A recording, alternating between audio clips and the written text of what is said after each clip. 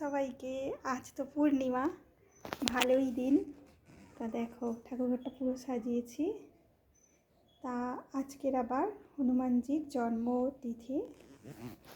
হনুমানজির জন্মতিথি দুবারই পালন করা হয়, একবার হয় কার্তিক মাসে, একবার এই চৈত্র মাসে। বেশি কিছু জানি না, যেটুকুই জানি সেটুকুই বললাম। তো এখন আমি প্রদীপ জ্বালাচ্ছি।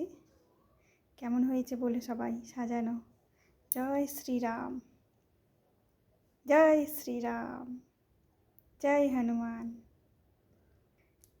जग में सुंदर है दो नाम, चाहे कृष्ण कहो या राम। जग में सुंदर है दो नाम, चाहे कृष्ण कहो या राम। बोलो श्याम श्याम श्याम, बोलो राम राम राम। बोलो श्याम श्याम श्याम,